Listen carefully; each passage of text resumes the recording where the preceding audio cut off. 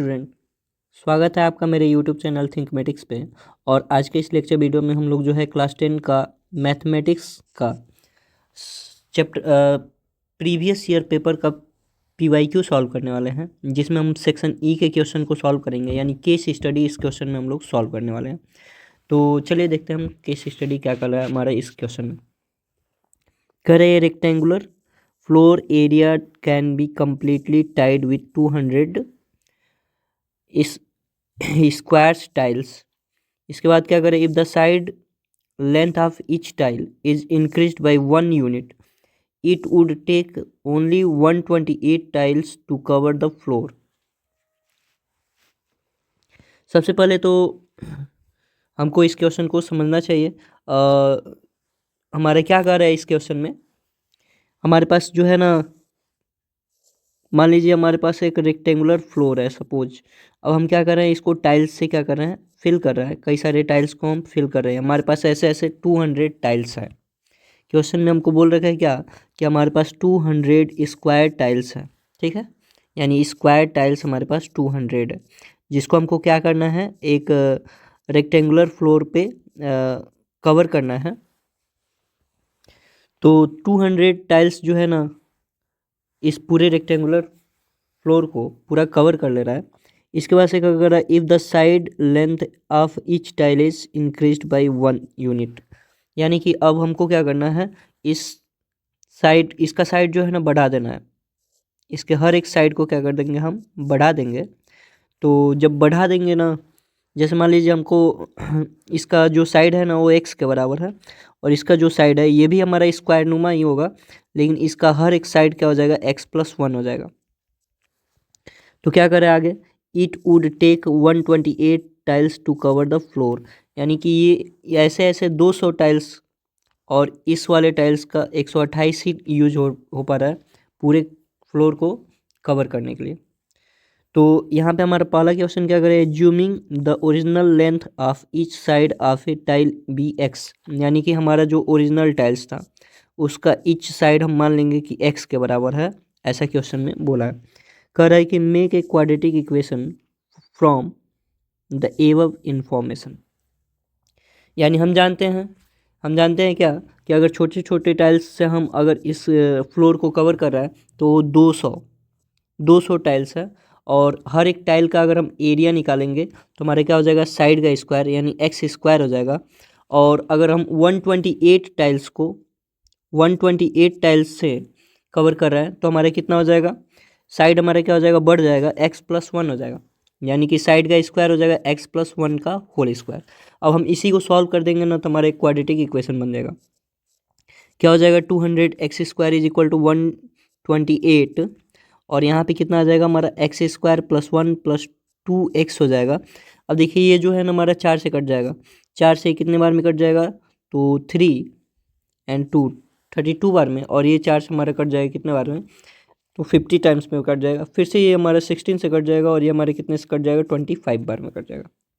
अब यहाँ से हमारा जो है ना एक क्वाड्रेटिक इक्वेशन बनेगा। क्या बचेगा हमारा, 25x² बचेगा, और यहाँ पे कितना बचेगा, 16x² हो जाएगा, अब +16 हो जाएगा, और यहाँ पे कितना हो जाएगा हमारा 18x हो जाएगा। सॉरी, ये जो है ना 32x हो जाएगा, 16 दूना 32 हो जाएगा, यानी 32x हो जाएगा। अब इसको हम क्या लिख सकते हैं, तो ये 16 जाएगा हमारा, घटेगा 25 में से 16 घटेगा तो 9x² बचेगा, -32x होगा, और लास्ट में हमारा कितना आ जाएगा, -16 आ जाएगा, इज इक्वल टू 0, यानी कि एक क्वाड्रेटिक इक्वेशन बन गया। और हमारे इस तरीके से पहला क्वेश्चन हमारे क्या हो गया, सॉल्व हो गया। क्वेश्चन नंबर 1 क्या हो गया हमारा, सॉल्व हो गया। बढ़ते हैं हम क्वेश्चन नंबर 2 की तरफ। क्वेश्चन नंबर 2 हमारा क्या कर रहा है, क्वेश्चन नंबर 2 कर रहा है, right the corresponding quadratic equation in standard form, यानी कि ये तो हमारा एक क्वाड्रेटिक इक्वेशन ऐसे बनेगा, और ये हमारे स्टैंडर्ड फॉर्म में हो गया, यानी कि दूसरा क्वेश्चन भी हमारा क्या हो गया, इसी में लग गया। ये दूसरा क्वेश्चन हो गया, स्टैंडर्ड फॉर्म में हमको लिखना रहता है, कैसे लिखना रहता है, ax² + bx + c is equal to 0 के फॉर्म में लिखना रहता है। अब देखिए तीसरा क्वेश्चन देखते हैं। तब तीसरा क्वेश्चन क्या है हमारा, तीसरा क्वेश्चन कर रहा है, find the value of x the length of side of tile by factorization. तो फैक्टराइजेशन मेथड से हमको इसको सॉल्व करना है। तो हमारे क्या है, 9x² है, -32x है, -16 है।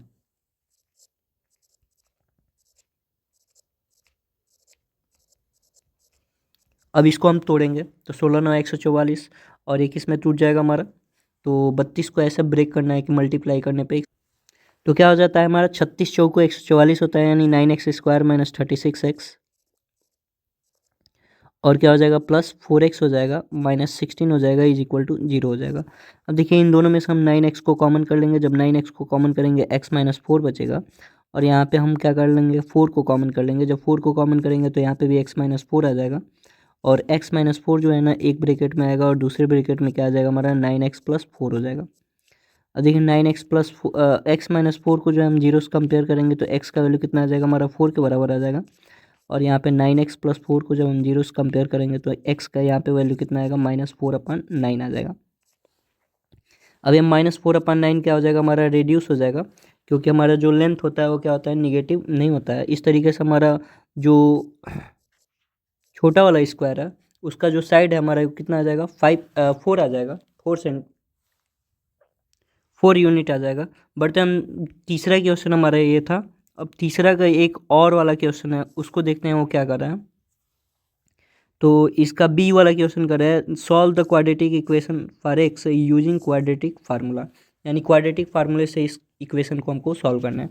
क्या हमारा, 9x² - 32x - 16 = 0।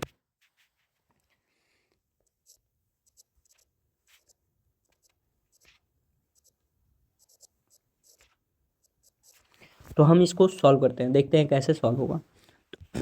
तो क्या है हमारा फार्मूला, क्या होता है क्वाड्रेटिक फार्मूला। सबसे पहले तो हमारा ए का वैल्यू कितना है, 9 है। बी का वैल्यू कितना है, -32 है। और सी का वैल्यू कितना है, -16 है। अब यहाँ पे हम x के लिए सॉल्व करेंगे। क्या होता है हमारा फार्मूला, -b + -√b² - 4ac अपान में 2a होता है।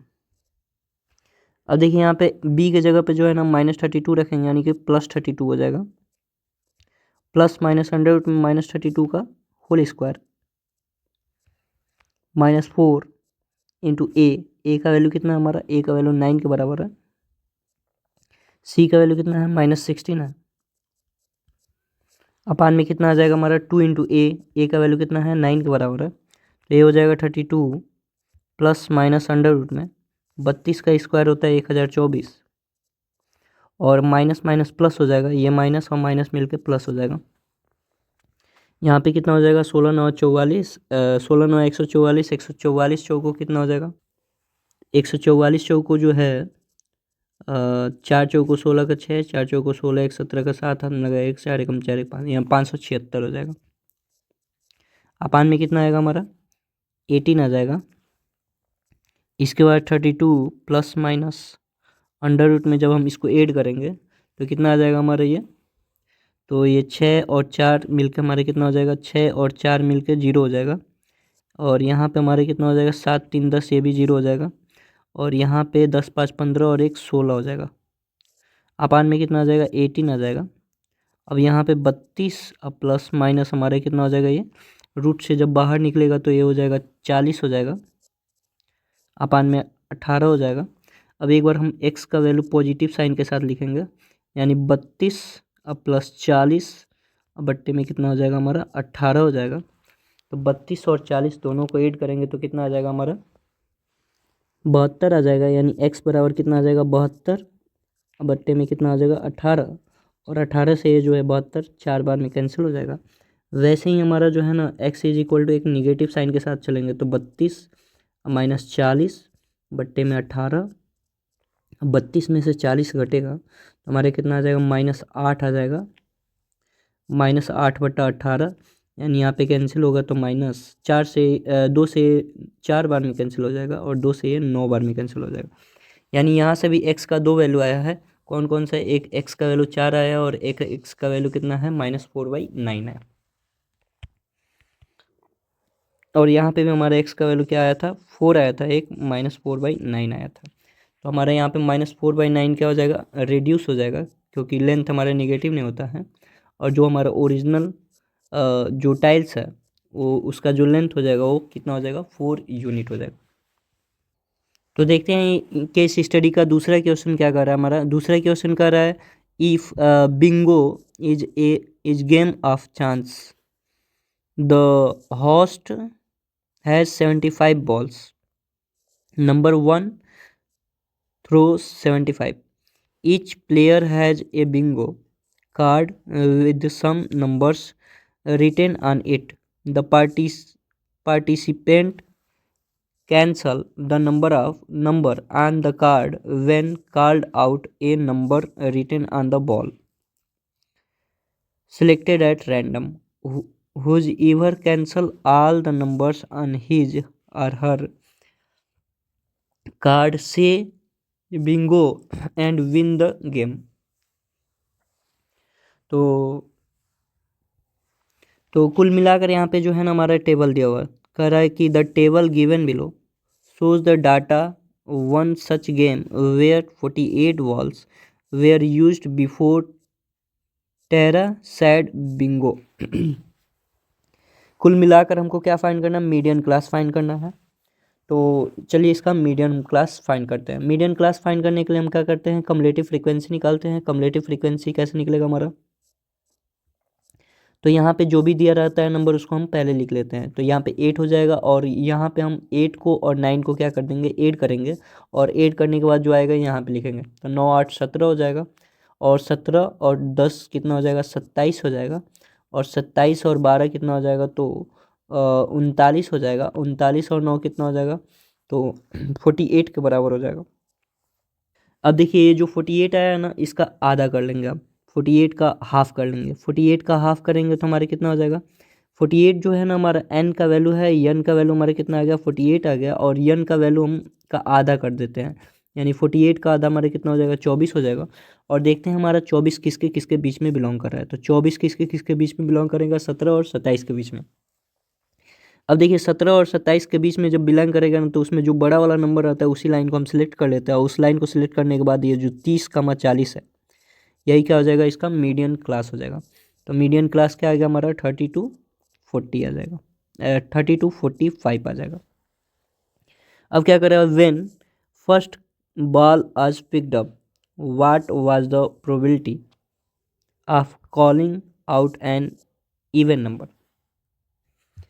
तो क्या कर रहा है हमारा कि एक फर्स्ट बॉल जो है ना पिक्ड अप, मतलब एक बॉल को निकाला जा रहा है।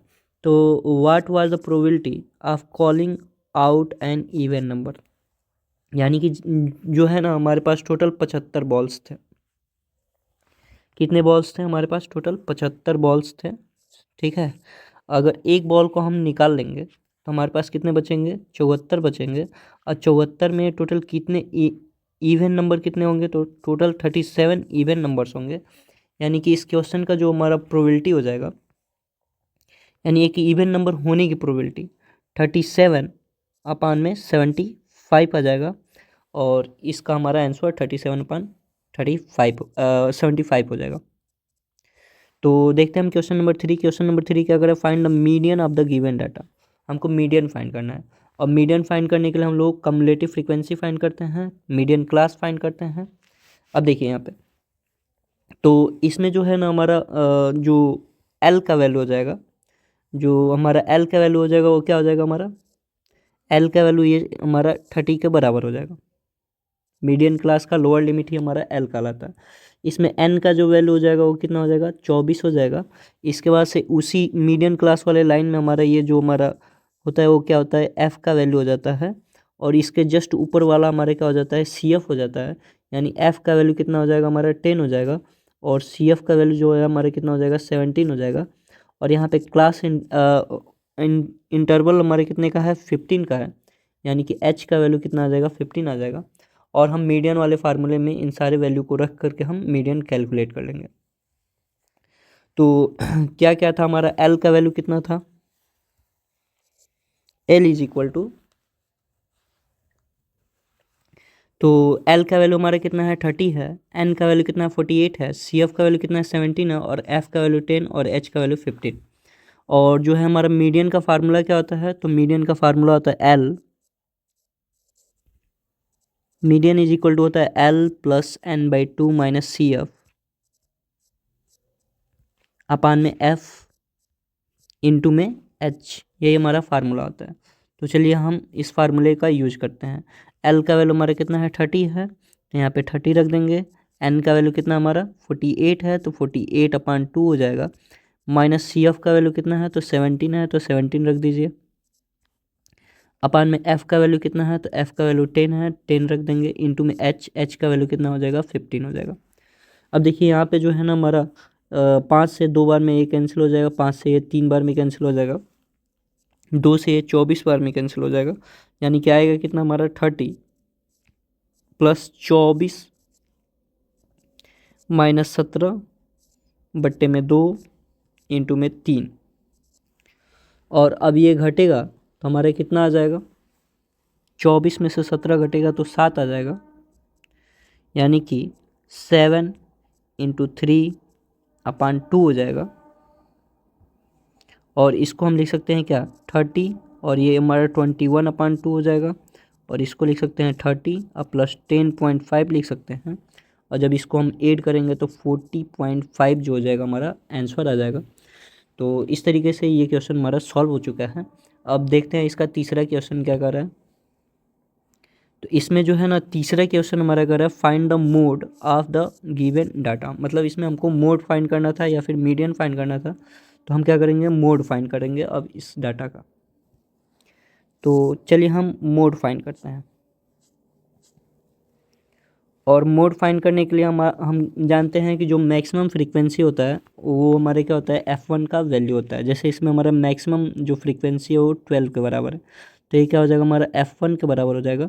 इसके जस्ट ऊपर वाला जो हो जाएगा हमारा f0 के बराबर हो जाएगा। इसके जस्ट नीचे वाला जो हो जाएगा वो हमारा f2 के बराबर हो जाएगा। अब देखिए इस वाले लाइन को ही हम सिलेक्ट कर लेंगे और ये हमारा क्या हो जाएगा मॉडल क्लास हो जाएगा। और इसका जो लोअर लिमिट है वो 45 है, यानी एल का वैल्यू कितना आ जाएगा हमारा 45 आ जाएगा। एल का वैल्यू 45 के बराबर आ जाएगा। बाकी F1 F0 F2 आपको मिल ही गया है।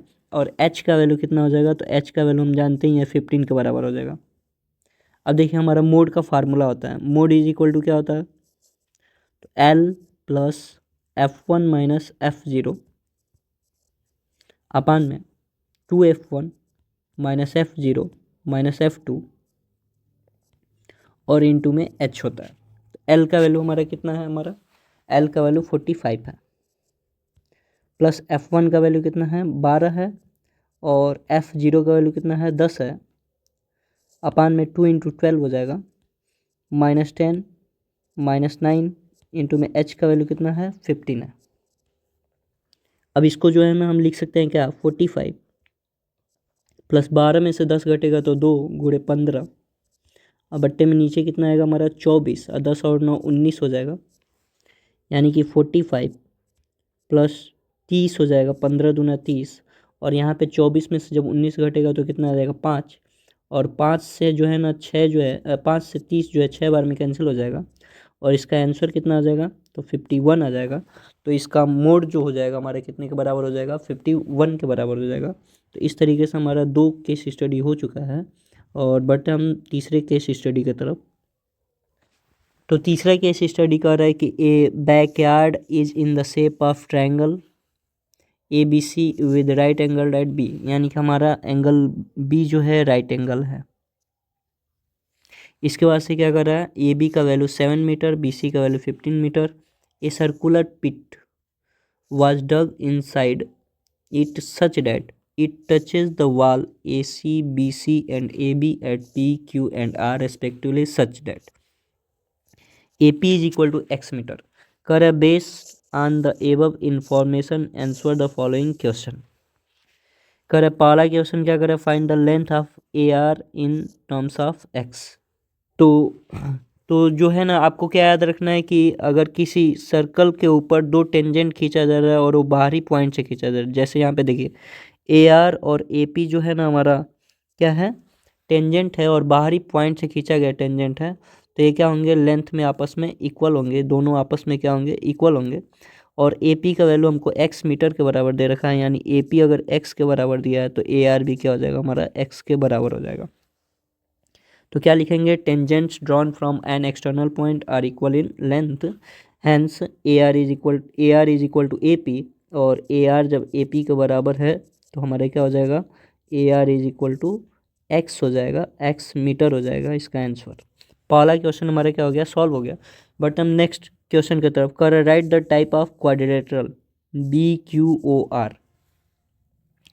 तो बी क्यू ओ आर जो है हमारा कौन सा क्वाड्रिलेटरल है, इसके बारे में हमको बात करना। तो सबसे पहले तो हम B Q O R identify करेंगे। यहाँ पे हमारा बी पॉइंट है, ये क्यू पॉइंट है, ये ओ पॉइंट है और ये आर पॉइंट है।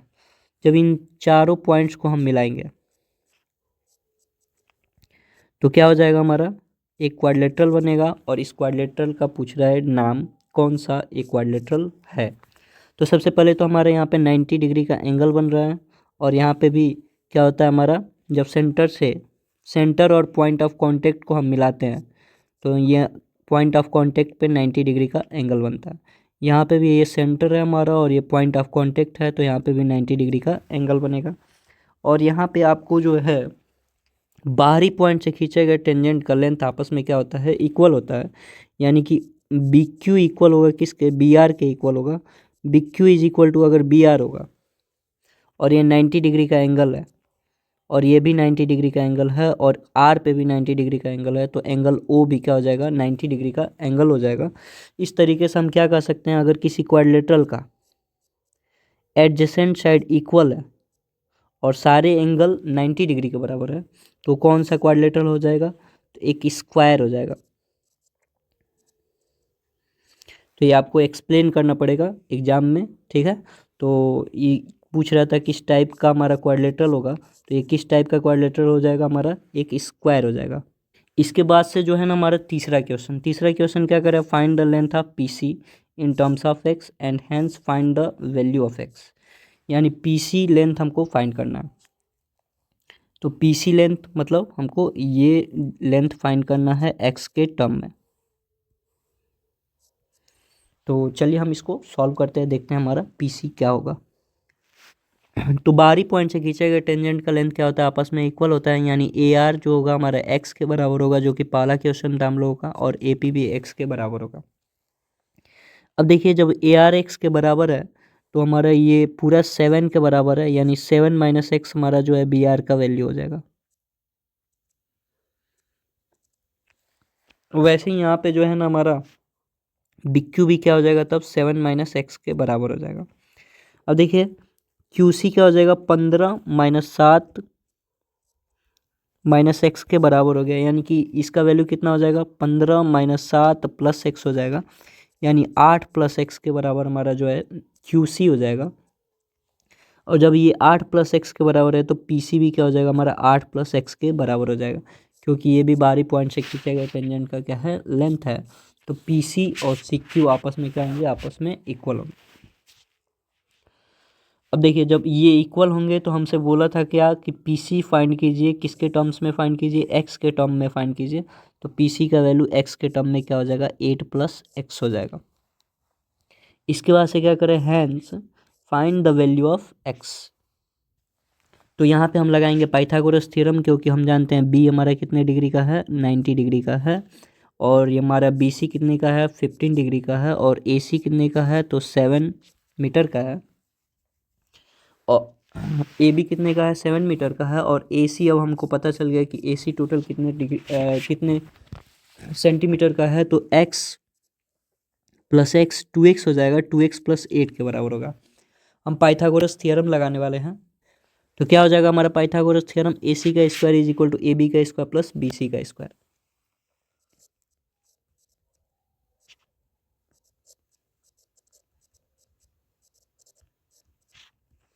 तो ए सी का वैल्यू हमारा कितने के बराबर था, ए सी का वैल्यू जो है हमारा 2x प्लस 8 के बराबर था।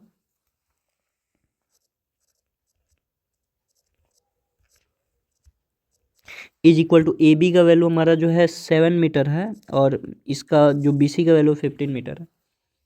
तो 7 का स्क्वायर प्लस 15 का स्क्वायर हो जाएगा। जब इसका होल स्क्वायर ब्रेक करेंगे तो हमारा कितना हो जाएगा, 4x स्क्वायर प्लस 8 का स्क्वायर 64 हो जाएगा। और ये कितना हो जाएगा, 32x के बराबर हो जाएगा। और ये हमारा 49 प्लस 225 हो जाएगा। अब इसको जो है हम सॉल्व करेंगे तो 4x² हो जाएगा प्लस 32x हो जाएगा, और ये क्या 64 माइनस 225 और 94 को जोड़ेंगे तो हमारा कितना हो जाएगा 274 हो जाएगा, यानी इधर आएगा तो -274 इज इक्वल टू 0 हो जाएगा। तो 4x² प्लस 32x, और यहाँ पे जो है हम घटाएंगे तो कितना आ जाएगा हमारा, तो घटेगा तो हमारा -210 आ जाएगा इज इक्वल टू 0। अब इसको हम 2 से डिवाइड कर सकते हैं, जब 2 से डिवाइड करेंगे तो यहाँ पे कितना आएगा 2x² आएगा, ये कितना हो जाएगा हमारा 16x हो जाएगा, और ये कितना हो जाएगा हमारा 105 के बराबर आ जाएगा। अब इसको हम सॉल्व करेंगे x के लिए, तो x इज इक्वल टू क्या आ जाएगा हमारा formula -b plus -√b² -4ac अपान में 2a हो जाएगा, तो -b यानी -16 प्लस माइनस अंडर में 16 का स्क्वायर -2 इंटू ए का वैल्यू कितना है 2 है, इंटू 16 का वैल्यू कितना -105 है, अपान में 2 इंटू ए का वैल्यू कितना है 2 है, तो -16 प्लस माइनस अंडर रूट में हमारे कितना हो जाएगा 256 हो जाएगा, और इसका मल्टीप्लाई करेंगे 105 दुना 105 चौको हमारे कितना हो जाएगा 420 हो जाएगा, प्लस 420 हो जाएगा, अब अपान में कितना आएगा 4।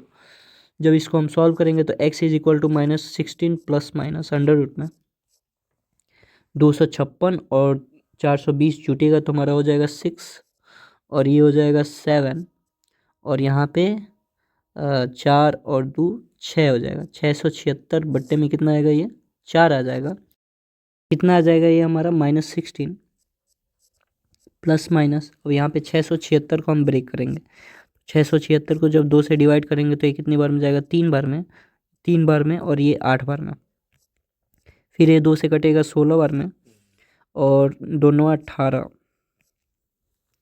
169 जो होता है ना हमारा 13 से कट जाएगा 13 बार में, और फिर 13 से कट जाएगा एक बार में, यानी कि 26 का ये स्क्वायर है, 26 हमारा बाहर निकल जाएगा, अपान में कितना आ जाएगा 4, -16 प्लस माइनस तो इसको हम क्या करेंगे, इसको जो है हम लोग लिख सकते हैं क्या, एक बार पॉजिटिव साइन के साथ और एक बार क्या निगेटिव साइन के साथ, तो 26/4 हो जाएगा। इसके बाद हमारा क्या हो जाएगा x का वैल्यू जो हो जाएगा -16 अब -26 बाई में 4 हो जाएगा, और ये जो पार्ट हमारा क्या हो जाएगा रेड्यूस हो जाएगा, क्योंकि लेंथ कभी भी निगेटिव नहीं होता है, तो x का वैल्यू हमारा कितना आ जाएगा, x इज इक्वल टू आ जाएगा 10, 26 में से 16 घटेगा 10/4, और 4 से जब हम इसको डिवाइड करेंगे तो 4 दूना 8, और 8 और 2 और 0 बचेगा, 4 5 20, यानी x का वैल्यू हमारा कितना आ जाएगा 2.5 आ जाएगा। तो x का वैल्यू हम लोगों का 2.5 आ गया, ठीक है, फाइंड कर लिया हमने x का वैल्यू कितना आ गया 2.5। अब क्या करें, find x hence find the radius r, यानी रेडियस r हमको फाइंड करना है। अब रेडियस r कैसे फाइंड करेंगे, तो रेडियस r को फाइंड करने के लिए देखिए क्या करेंगे, तो रेडियस r फाइंड करने से पहले हम लोगों ने क्या प्रूव किया था, हम लोगों ने प्रूव किया था कि ये जो हमारा b q o और r है वो क्या है एक स्क्वायर है, और जब स्क्वायर के सारे साइड क्या होते हैं आपस में इक्वल होते हैं, अगर हम बी आर निकाल लेंगे तो रेडियस आर के बराबर हो जाएगा।